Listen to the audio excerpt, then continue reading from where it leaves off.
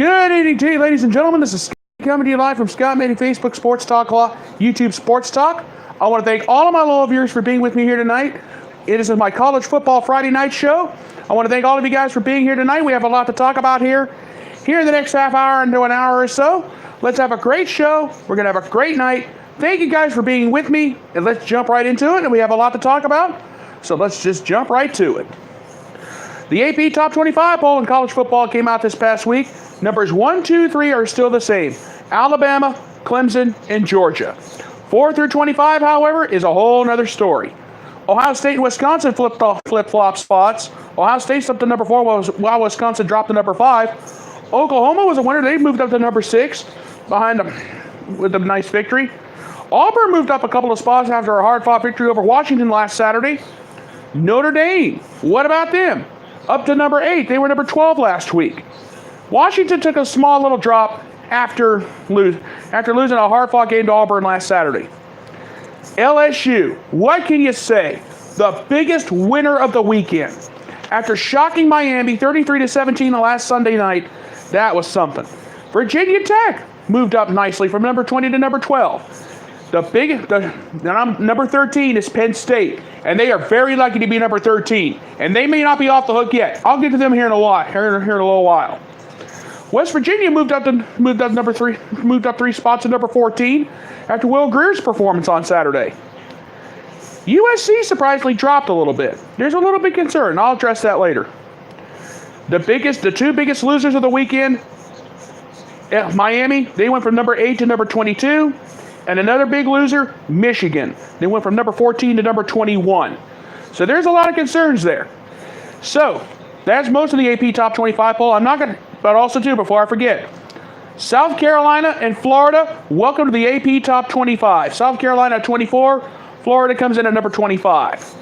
So, with everything that has happened this weekend in college football, in the opening weekend, what will this weekend bring? Well, I got some games I want to talk about. First of all, let's start it out with Ohio State. The Buckeyes, baby. What can you say? Last Saturday, after a huge 77-31 victory over Oregon State, Dwayne Haskins, 313 passing yards last Saturday, a school record, the first time ever in his first start that has ever happened to an Ohio State quarterback. Mike Weber, he rushed for 186 yards last week. Now, Nick Bosa did record 2 sacks for the defense in that game. However, Ohio State's defense gave up 3 major big plays. They gave up an 80-yard and a 78-yard touchdown runs, respectively, and a 49-yard touchdown pass to Oregon State last Saturday. And also, too, good news for Ohio State.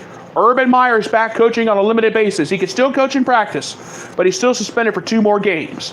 And I bet you Urban Meyer was emphasizing tackling, defense. That's what they needed. I mean, Ohio State, they gave up some big plays in that game. I'm not going to lie to you. But I'm going to be honest with you. Ohio State looked great against Oregon State. Now they play Rutgers on Saturday, and don't sell Rutgers short. Arthur Stawinski, he went 20 for 29 for 205 yards and a touchdown last Saturday against Texas State. Raheem Blackshear and Jonathan Hittman, he had 2 touchdowns each. Isaiah Pashko, he carried the ball 11 times for 76 yards in Rutgers' victory over Texas State last Saturday. Now Mike Weber had 186 yards rushing. And I'm going to tell you right now, the run game is going to be the story of the Ohio State Rutgers on Saturday. Because here's why. The remnants of Tropical Storm Gordon's going to be coming through. And Ohio State can forget about putting the ball up in the air. And Dwayne Haskins can literally almost forget about throwing for 300 yards like he did last Saturday, because there's rain in the forecast, not for just Saturday, but for the weekend in the Columbus area. And I'm going to tell you right now, is there concerns? Yes, there is. The weather is going to be a huge factor in the game on Saturday. And I'm going to tell you right now, Mike Weber ran for about 186 yards. Him and J.K. Dobbins are going to have to both of them are going to have to at least run for 125 yards in that game if Ohio State wants to beat Rutgers on Saturday. And that's all there is to it. And my thing is, the Buckeyes had a really great job. Ryan Day did a fantastic job last Saturday with everything that has been going on. And I'm going to be honest with you. The Buckeyes are back, baby. And that's all there is to it. And can Ohio State possibly win? win the Big Ten championship? I think so. I picked them to win it this year.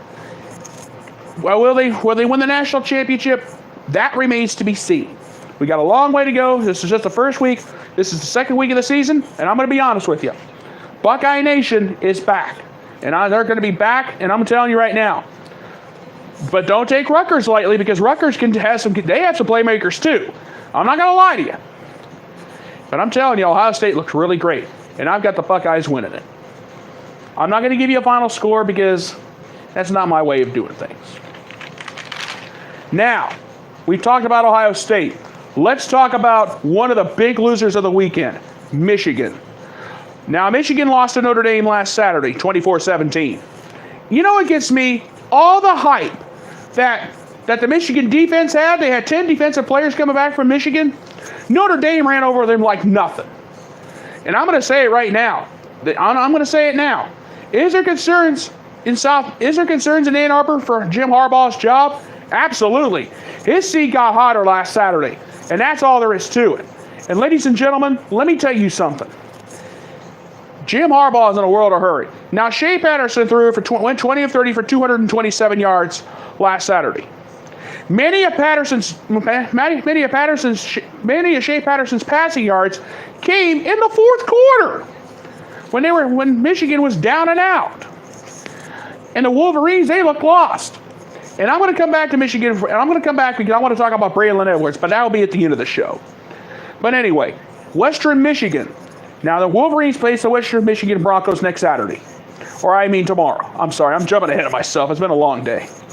But anyway, quarterback Joe Wansick threw for 379 yards and 3 touchdowns in Western Michigan's loss 55-42 last Saturday. Running backs Jermaine Bogan and Levante Bellamy, there's a couple playmakers right there. Linemen John Keenan and Luke Jerriga, there's a couple of playmakers right there. Dwayne Eskridge, the MAC West Player of the Year the MAC West Player of the League last week. 8 receptions, 240 yards, and 2 touchdowns. Western Michigan coach Tim Lester says he's got his guys ready for the Wolverines. And let's think about this for a minute. Michigan, the only team one of very few teams in the Big Ten that has lost to a MAC team. And this is the Mid-America Conference we're talking about. And this is not the same Mid-America Conference that my mom and daddy grew up with many years ago. Times have changed in the MAC. And the next question is, as far as Jim Harbaugh and the Michigan Wolverines go, what will happen? Here's my thing. Harbaugh is on the hot seat. Will the Notre Dame loss be a big letdown to the Wolverines again? Can Western Michigan beat Michigan on Saturday? Only time will tell that. But I'm telling you right now, the Wolverines are off to a bad start. And let me tell you something, folks. It's not going to get any better in Ann Arbor. Because Harbaugh, now there's 4 important games left on his schedule besides Western Michigan. I know I shouldn't be thinking ahead, but I got to say it now. If Harbaugh loses to Penn State, Wisconsin, Michigan State, and Ohio State, 2 of those 4 games, if he loses 2 of those 4, he's out the door. And let me tell you something. And I'm going to talk about Notre Dame. Think about what Notre Dame's offense did. Now, Brandon Wimbush, he didn't go all fancy. He only threw for 170 yards in that game. But it was Notre Dame's offense, the rest of the offense, that did the damage. And I'm going to tell you right now, Notre Dame's offense just went through Michigan's defense like they were nothing. And I'm going to tell you right now, and I'm going to say this, Jim Harbaugh's job is literally on the line. And his seat has just gotten a little bit warmer in Ann Arbor. If Western Michigan upsets Michigan on Saturday, you could crank up the heat on Harbaugh's butt and his job. Because he's really, really going to be on the hot seat. And ladies and gentlemen, the Mid-America Conference is not a conference to be taken lightly anymore. They used to be the pushover. Not anymore. Let's see. Toledo, they've beaten Michigan. And let me tell you something, there's some MAC teams that have beaten some Big Ten teams. Ohio State's been lucky so far. Hopefully we'll keep up our luck. And I'm going to tell you right now, is there concerns? Yes, there is in Ann Arbor. All right. We only have 2 top 25 matchups this weekend in college football. I'm going to talk about one of them right now. Number 3 Georgia versus number 24 South Carolina. Now, the offense for South Carolina wasn't yeah. The Georgia offense was pretty. It wasn't spectacular, but a 45 to nothing shutout over Austin Peay last week gave the Bulldogs something to cheer about. Jake Fromm only threw for 157 yards, but he had 2 touchdowns. Receiver Terry Godwin says his Bulldogs are ready. And Georgia coach Kirby Smart said, I'm going to tell you right now, man. I'm going to tell you. I'm not taking the Gamecocks lightly because I've seen what they can do. Well, I give Kirby Smart credit because he knows what's going to be going on. Jake Bentley, last Saturday against Coastal Carolina, he threw for 250 yards and 4 touchdowns. In wide receiver, Bebo Samuel, he had 56 yards receiving and a touchdown himself. And also, too, South Carolina coach, first-year coach Will Muschamp has already said, I feel confident about our team now than I did before. But I'm going to be honest with you. Georgia's a very tough team. They're the defending SEC champs. And we got to go to their house. And anything can happen. Well, I will say this. Georgia's got a tough defense. They've got great guys. And I was a little bit worried about Georgia because despite the fact they were going to have no Nick Chubb, no Sony Michel, but they have DeAndre Swift, which is the great news of them all. So Georgia football is back on the map. It's never been taken off the map, but after a few lean years, anything can happen. But I'm going to be honest with you. I think this is going to be a fairly close game. Both offenses are fantastic. Both defenses are really great. Now I know both teams. I know both Georgia and South Carolina had 2 give me games last week, but this is going to be the first real test of the SEC this season. And you're thinking number 3 Georgia against number 24 South Carolina doesn't sound like anything. Well, let me tell you something. Then number 25 LSU then knocked off then number 8 Miami last weekend. Anything can happen on a given college football weekend. And I'm going to be honest with you. Jake Fromm looked really good on Saturday. But Jake Bentley could be the guy to watch. He could be the show stealer on Saturday when South Carolina faces Georgia. And that's a 3:30 game on CBS. By the way, just real quick. And I also want to say a special hello to Brad Nessler and Gary Danielson of CBS Sports getting ready for us tomorrow down south. But anyway. Georgia, South Carolina, you may think it's a give-me game for Georgia. Don't count your chickens before they hatch. Because anything can happen, and it usually does. Now, the only other top 25 game on the schedule is number 10 Stanford, number 17 USC. This is the game of the weekend, folks. And I said this game would be the game that would decide the Pac-12. And here it is. Number 10 Stanford. Last Saturday, J.J. Arcega-Whiteside had 226 yards receiving and 3 touchdowns. And he was the Pac-12 Offensive Player of the Week. Quarterback K.J. Costello had 332 yards passing, 4 touchdowns, but he was picked off once. Bryce Love, everybody's pick for the Heisman Trophy, showed me nothing. 18 carries, 29 yards. That was it. And I'm going to tell you this. I have never seen a Heisman Trophy candidate, one of the preseason Heisman Trophy candidates, look so bad. And I'm going to be honest with you. I'm worried now because, everybody was thinking it was going to be Jake Browning of Washington versus Bryce Love of Stanford, not possibly for the Pac-12, but possibly who sees who wins the Heisman Trophy. Bryce Love, 18 carries, 29 yards last week. Jake Browning in Washington's loss to Auburn, he only had 17 carries for 75 yards himself. So all of a sudden, we're talking about a whole new battle for the Pac-12. And Stanford's defense only allowed 263 yards last week against San Diego State. 113 through the air and 150 on the ground. However, there's some big concerns for USC. And I'll get to those in a second. Quarterback JT Daniels looked great. 282 yards and a touchdown pass. And running back Cedric Ware, he ran the ball for 100 yards and had a touchdown in himself. And wide receiver Amari St. Brown, 7 catches, 98 yards, and he had a touchdown himself. And defensive back Gene Harris says he's going to be the reason why Stanford's going to lose this game. And linebacker Cameron Smith, he had a sack last week against UNLV. But the big concern that I have for USC is very simple. The defense gave up 405 yards last week. Only 97 through the air, but they gave up 300 yards rushing on the ground. That is not good.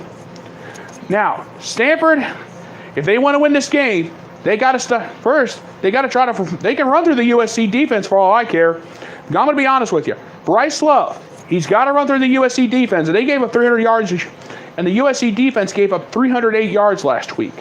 There's a concern there. But USC, if they want to beat Stanford, they've got to stop Bryce Love. They got to sack. They got to get to KJ Costello, and they got to cover JJ Arcega-Whiteside all night. If they can do all that, they have a shot. But I'm telling you right now, Stanford's been red hot, except for Bryce Love. So I'm going to be honest with you. JT Daniels, if he wants to win, he's got to go through the Stanford defense. And Stanford's defense is not that light, to be honest with you. So this game out on the West Coast is going to be something to watch.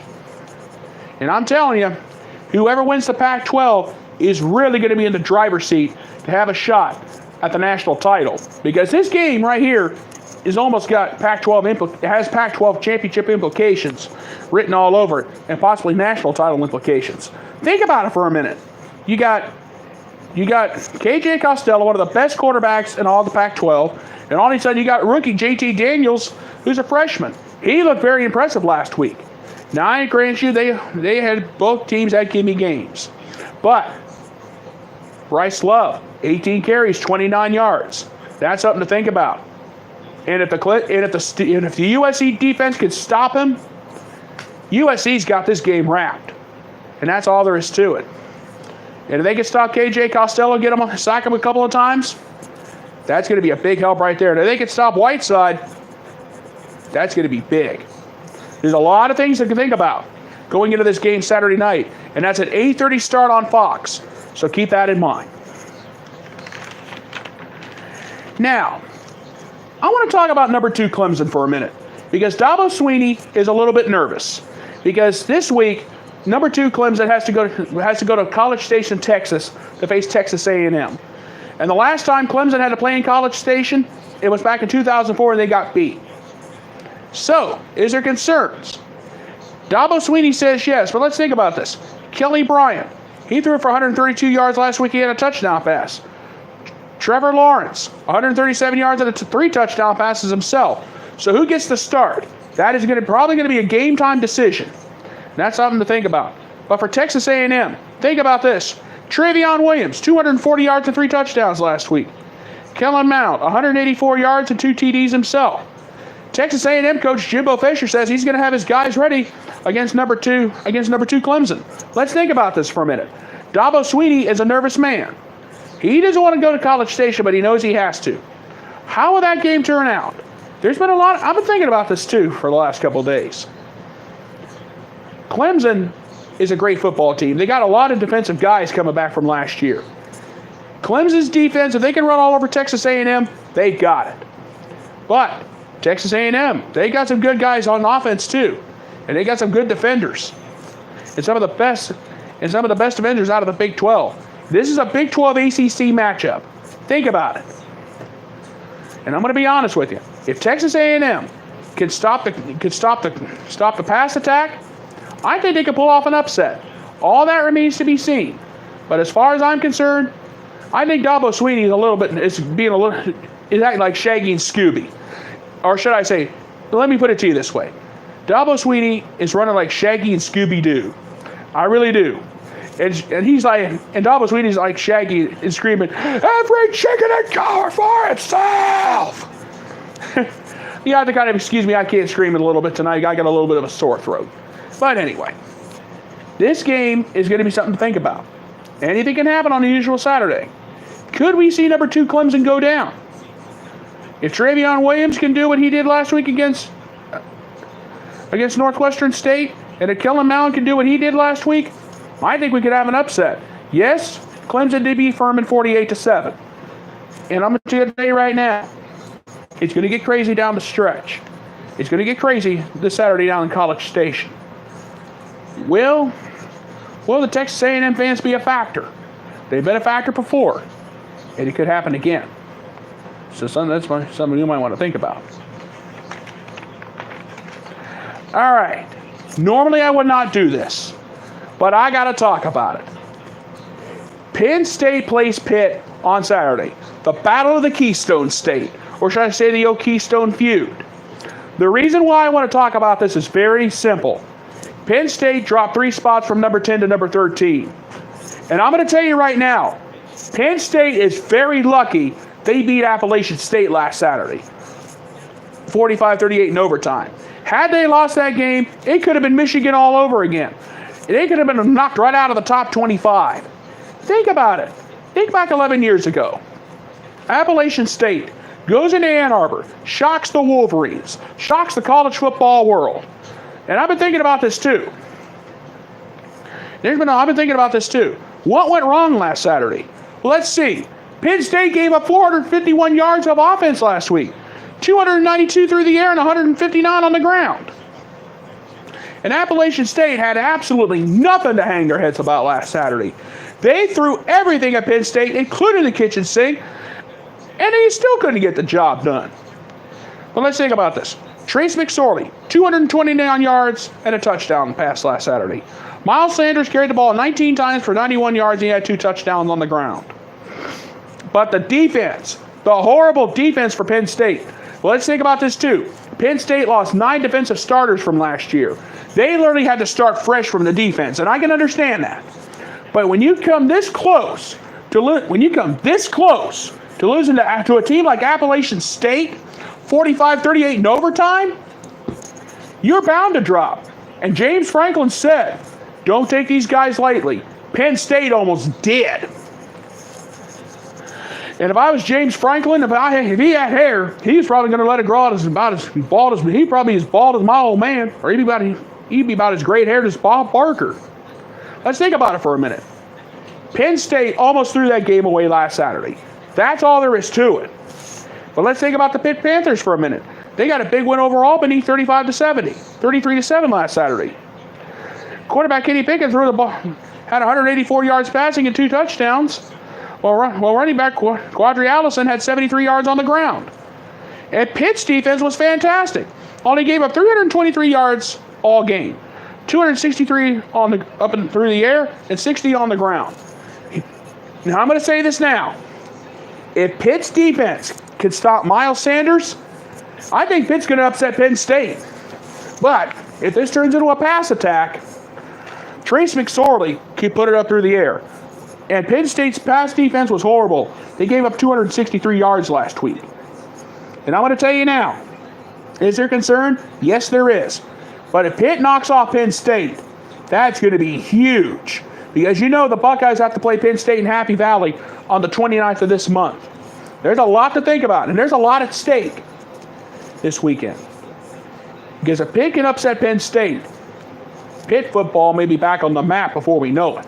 And Penn State, they had an up and down roller coaster last Saturday, and that's all there is to it. They've almost gave some games away. And I'm going to make myself clear on this. Penn State was totally lost. Yes, they lost 8 defensive starters from last year. Yes, they lost Mike Gesicki. Yes, they lost Saquon Barkley. But Trace McSorley and Miles Sanders played their hearts out, and so did Appalachian State. The Penn State defense has a lot of work to do. They have a lot of new faces. They lost 8 defensive starters from last year. And I knew this game was going to be crazy, but I didn't think it was going to be this crazy at all. And that's all there is to it. Now, I want to talk about LSU. LSU, the team that knocked off Miami last Sunday night on the Labor Day weekend. Joe Burrow, he went 11-24 for 140 yards. The former Ohio State graduate transfer, he had a nice game. Nick Brissett, 23 carries for 125 yards and 2 touchdowns on the ground. Justin Jefferson had caught 5 balls for 81 yards. LSU coach Ed Orgeron said after the Miami game, he said, "I've never been so proud of our guys. We played our guts out all night. I was so proud of our team." And I told him to savor the moment because a lot of people said LSU was a big question mark. Well, all the questions were answered as far as I was concerned. LSU had a great defense. Despite the fact that only Joe Burrow only threw for 140 yards, that was a great win. And when you have a great ground game like we do now, I think LSU is going to make some noise. I really do. Now, LSU plays Southeastern Louisiana. Chase Virgil went 28-39 for 358 yards and 4 touchdowns last Saturday. So this is going to be another gimme game. But I'm going to be honest with you. LSU may be back on the map as far as football goes. Since Les Miles has left, they haven't been relevant. But you think they're going to be relevant now with Ed Origin? Only time will tell that. Now, I know LSU has a matchup against Alabama somewhere. And I'm going to tell you, that LSU-Alabama matchup could be big. That could be huge to see. And that will answer the question, who wins the SEC West? Well, we got to think about Auburn. Auburn did their thing last Saturday against Washington. Their defense stopped Jake Browning. So what will happen with LSU? Only time will tell that. But when LSU upset Miami 33-17, it showed me that LSU football is back on the map, and Joe Burrow made a smart move. And I hate to upset Buckeye Nation, but I think Joe Burrow made a smart move to go into LSU. And that's all there is to it. Now LSU was the biggest winner of the weekend, jumping from number 25 to number 11. Let's talk about the other big winner, Virginia Tech. They went from number 20 to number 12. Josh Jackson threw for 207 yards and 2 touchdowns last Saturday. Deshaun McClair, he carried the ball 13 times for 77 yards. Eric Huma, 4 catches, 86 yards, and a touchdown himself. That was a big win. Well, let's think about this a minute. Virginia Tech and Coach Frank Beamer, I'm going to be honest with you. Virginia Tech had a great game last Saturday. That's all there is to it. They did what they had to do. DeAndre Francois, Florida State, his first game back, he looked a little questionable. But there was a very, very questionable call in that game. A touchdown that Florida State should have had but didn't get. It was clear. The Florida State running back was not on the ground. The play was blown dead at the 1-yard line. They get a false start, and they want to settle for a field goal, and they lose 24-3. But Virginia Tech, just very close to the top 10. But I'm going to be honest with you. Let me say this now. As far as I'm concerned, Virginia Tech had a great game. Could they be the ones that could stop Clemson in their battle for the ACC? I said Florida State would be the team to watch. I got to rethink that. I think it's going to be Virginia Tech that's going to be the team to watch now. Josh Jackson, 207 yards, very impressive.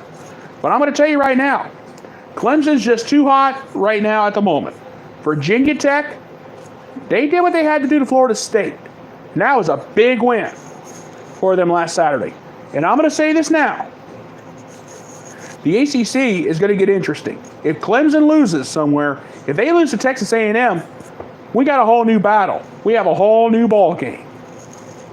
And I'm going to be honest with you. Is there concerns down in Blacksburg? Right now, they look great. They play the William and Mary Tribe this Saturday. And I'm going to say this now. Josh Jackson had a great game last Saturday. Can he do it again? Only time will tell that. But after that battle against Florida State, it's going to be interesting to see how this all fans out. And I'm going to tell you right now, the Virginia Tech and the Hokies, they look great last Saturday night. And that's all there is to it. Now let's talk about the biggest loser of the weekend, the Miami Hurricanes. What went wrong? Well, let's see. Malik Rozier, he only went 15-35 for 251 yards. He did have a touchdown, but he got picked off twice. Jeff Thomas had 5 catches for 132 yards. And I'm going to be honest with you. Coach Mark Rick said after that game, we just got flabbergasted. We got blindsided big time. DJ Dallas carried the ball 8 times, had 8 carries for 88 yards. But the problem was the number 1 receiver, Amon Richards, remains in doubt with a knee injury. He was day-to-day this week. I think that's what went wrong. I was thinking last Saturday, Miami LSU, the turnover chain gang was back. That's what everybody else was thinking. Well, let's see. The turnover part was right, but the chain gang part was way off. Malik Rozier got picked off twice. And also, too, Mark Rick, I don't know if he made a smart move or not. Excuse me. I don't know if Mark Richt made a smart move or not, but he's going to go with Malik Rozier as a starter on Saturday against Savannah State. Another gimme game, but I'm going to be honest with you. Last Saturday, Miami looked totally lost on a Sunday night. I mean, LSU ran all over him. Mark Richt, I don't know what his problem was. I don't know what Malik Rozier was thinking about. But apparently they didn't have their minds on the job at hand with LSU. And I'm going to say this now. Miami looked horrible. Can they get back? Yes, they can. But will they win the ACC now? Only time will tell that. But I'm going to be honest with you. Malik Rozier had a bad game. 15 of 35, but he got picked off twice. Not good. And I'm going to be totally honest with you, ladies and gentlemen. The Hurricanes may be in trouble when the ACC part of the season gets started, because they don't have their number one receiver right now, Amon Richards. He's in doubt with a knee injury. And I'll tell you right now, the Miami Hurricanes look bad on Saturday night. And I'm going to say this now. Sunday night, I'm sorry. If Miami loses another game, their chances of winning the ACC are gone. Because the ACC right now, Clemson's just red hot. And that's all there is to it.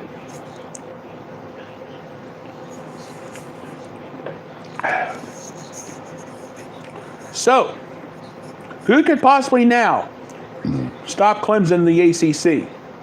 Maybe Virginia Tech could do it. Maybe Virginia Tech can do it. But we'll have to wait and see on that going forward. All right, let's move on. I want to talk about Oklahoma versus UCLA. Now, Oklahoma does play UCLA on Saturday. Don't hear tomorrow. Quarterback Kyler Murray looked pretty good last Saturday with 209 yards passing and 2 touchdowns.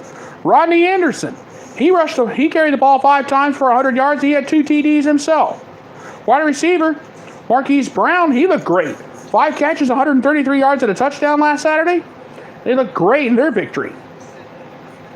UCLA, they lost to the Cincinnati Bearcats last Saturday. Dorian Thompson Robertson, the quarterback, only had 117 yards passing.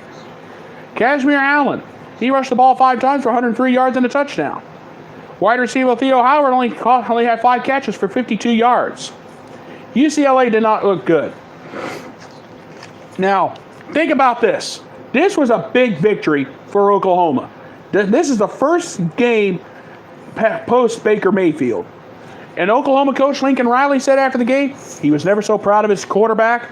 And think about this. Kyler Murray has a contract to go play baseball for the Oakland A's. Think about that for a minute.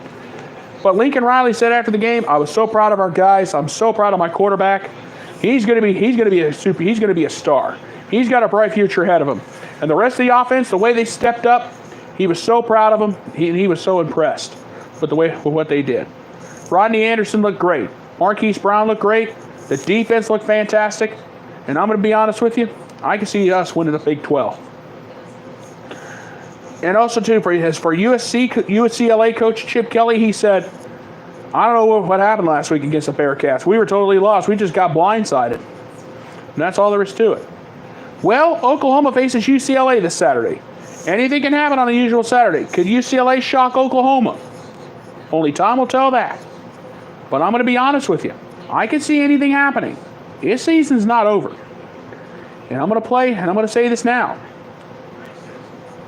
Oklahoma looked great on Saturday. Well, UCLA looked very bad. Now, let's go ahead and let's close this out by talking about number 14 West. We're going to talk about number 14 West Virginia, though. We'll go into my closing thought. Let's talk about the number 14 West Virginia Mountaineers. Now, Oklahoma, they say they're the favorites to win the Big 12. Not if the Oklahoma Sooners have anything. Let me back up. A lot of people say the Oklahoma Sooners are the favorite to win the Big 12 championship. But the West Virginia Mountaineers could have something to say about that. Let's think about this for a minute. Will Greer, 25 of 34 last week, 429 yards, 5 touchdowns.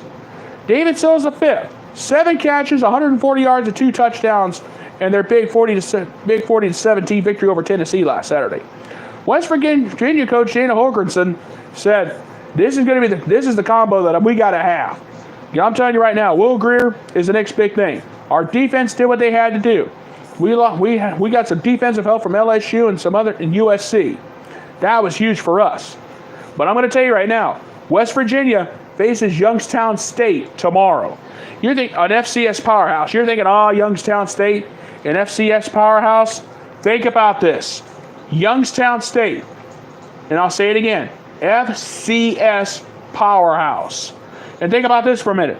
And they're being coached by former Nebraska head coach Bo Pelini. And I'm going to be honest with you. Youngstown State can be dangerous too. Jim Trussell, before he went to Ohio State, that's where he got his start.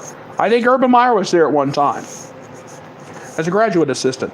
But Youngstown State, think about this. Tevin McAllister, 29 carries and 166 yards last week. Montgomery Vandergor, 18-27, 234 yards and 3 touchdowns. So, if you think Youngstown State's going to be a pushover, they may be a FCS school, but they're the biggest powerhouse of the FCS. That's all there is to it. And I've seen what Youngstown State can do. And I'm going to be totally honest with you. This is going to be something to think about. Youngstown State is no pushover. Not by any stretch of the means. West Virginia may be twice the size of them as far as school, and as far as university academics, as far as school goes in football. But Youngstown State has heart. And I'm going to be totally fair and I'm going to be totally honest with you. The bottom line is, never ever underestimate a school like Youngstown State. That's all there is to it, folks. That's all there is to it. West Virginia, they may be a Big 12 powerhouse with Will Grier and David Sills V. And I'm going to say this, but West Virginia may be a Big 12 powerhouse, but Youngstown State can shock the world. If they shock West Virginia on Saturday, West Virginia's season is literally going to be ruined. And that's all there is to it, ladies and gentlemen. And that's all there is to it. So, the bottom line is for West Virginia, never take them lightly. The Mountaineers are a great school. They're a great football team. But they're thinking about the Big 12 and the bigger picture. But to the West Virginia Mountaineers, do not, and I repeat, do not take Youngstown State lightly. Because they can be one of those schools that can jump out at you. Appalachian State did it to Michigan 10 years ago. Could they do it again? Only time will tell that. But Appalachian State almost did it to Penn State last Saturday. So it proves, on any given Saturday in college football, never take anything for granted. All right, ladies and gentlemen, it is now time for my closing thought on this night. And it has to deal with the Big Ten Network and former Michigan All-American Braylon Edwards. As many of you know, Braylon Edwards was suspended indefinitely by the Big Ten Network for comments critical for violating the Big Ten Network's social media policy. Braylon Edwards basically trashed his alma mater. He said last Saturday, linebacker Cesar Ruiz was lost or something like that. He said quarterback Shea Patterson was scared. And he said that the Michigan football program under Jim Harbaugh is effing trash. That's what he said. I kind of paraphrased it just a little bit. I couldn't say the whole word here, the whole word, but I got to kind of clean it up. But anyway, I can understand Braylon's frustration. Did he violate the social media policy? Yes. But if I was the head of the Big Ten Network, I would have suspended him for 1 week just for violation of policy. He can't do that. But I would also say this. I understand Braylon Edwards' frustration. Here's the thing.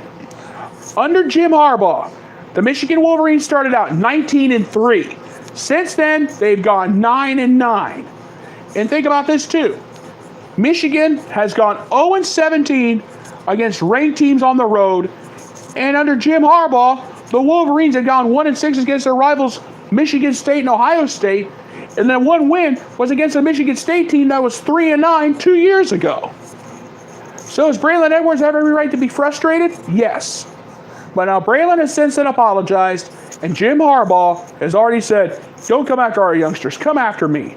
Well, I'm telling you right now, Harbaugh, not just Braylon Edwards is coming after you. You opened him up and said, Braylon, come after me. I'll tell you right now, Braylon Edwards is not going to be the only guy coming after you. The University of Michigan, the alumni, the student body, they're going to be coming after Harbaugh's job. If he loses to Michigan State and Ohio State this year, he's already got one bad loss to Notre Dame, and it was a bad one. And everybody hyped up the Michigan defense. They had 10 defensive starters returning from last year. Notre Dame ran through them like they were nothing last Saturday night. Yes, Notre Dame has an easy game against Ball State. It should be an easy game, but anything can happen. And also, too, think about this, too. The weather could be a factor up in South Bend as well, because that same tropical storm system, Tropical Storm Gordon, or the remnants of it, is going to be going right up through the Ohio Valley. And also, too, that could affect South Bend. It's already going to affect the Columbus area over the weekend. And I'm going to tell you this right now, folks, and I'm going to say it again. Jim Harbaugh is a ding-dong, he's a weenie, and he's also a whiny little sissy girl. I'm trying to be fair, but I just can't with me being an Ohio State guy. And I'm going to be totally honest with you. Braylon Edwards, if I had an opportunity, if I had millions of dollars doing this all the time, I'd hire you and I'd have you come work for me. And I'm not too crazy about Braylon Edwards, I admit. I'll say it now. He's not one of my favorite people. But he made a few good valid points when he basically dogged the Michigan football program. Jim Harbaugh was brought in to be the big savior. He started out great. He's turned into an idiot. He's 1-6 against Michigan State and Ohio State. He's 0-17 on the road against ranked teams. There's some valid points to think about there. And I'm going to say it now. Jim Harbaugh has already got one bad loss. 2 more bad losses, he's out the door. And also, too, I should have mentioned this about Notre Dame. Brian Kelly got the biggest win. Started off the season with a big win over Michigan. He's not off the hook either. He's got to worry about losing to Stanford, Florida State, USC. He loses 2 of those 3, he's out the door too. So he's not off the hook. Actually, if he loses 2 of those 3, let me back up. He loses 2 of those 3 games, he's out the door. So I think Brian Kelly got himself off to a great start. And I'm going to be honest with you. Brian Kelly, he's not off the hook either. He already got one big win against Michigan. Stanford, Florida State, USC, lose those 2 of those 3, he's going to be gone. That's my prediction. But Jim Harbaugh is the one that's really on the hot seat. And Braylon Edwards, thank you so much for speaking the truth, my man. Thank you so much. I rarely defend a Michigan guy, but under the circumstances, I just have to. Because I look at the numbers. I look at everything. And that's how I am. And when you watch my shows, when you watch my short videos or watch a show like this, there's always something to think about. But now I know this week was kind of a down week. I know we only had 2 top 25 matchups in all of college football, and I know it was a little bit of a boring show, but you got to understand where I'm coming from. I do this to get the information out to all my people and to all the fans that watch me every week. Now, I know last Saturday was our first show as a podcast special, but I also want to let you folks know before I go. This show, the college football show, is going to be permanent. But after the college football season's over, it becomes college basketball. So this show, this Friday night show, is here to stay. And that's all there is to it. All right, folks, I'm going to go ahead and get on out of here. I want to thank you guys for tuning in tonight. Please tune in tomorrow night. Please tune in at midnight for the Saturday wrap-up. I will do that live here on YouTube. And I'll give you a Saturday college football wrap-up of the action we had. You guys have a great night. I'll be back tomorrow with a wrap-up show at about midnight. On Sunday morning, I should say. I'm sorry. I know it's going to be a long day today. It's going to be a long day for me tomorrow, but I'm going to be honest with you. It's going to be well worth it, and we're really going to enjoy we're really going to enjoy being back here tomorrow. So you guys have a great night. Thank you so much for being with me. And also, once again, these shows, these Friday night shows here on YouTube are here to stay. Even long after the college football season's over, and you guys are wondering what's going to happen. After college football ends, it's going to be college basketball. So these shows are here to stay. You guys have a great night. Thank you so much for being with me. And you guys are a great group. And I don't know what to say, but good night, everybody. I'll be back tomorrow with the Saturday night wrap-up show and to get you ready for the following weekend. You guys have a great night. Thank you so much for being with me, and God bless. Good night, everybody, and thank you.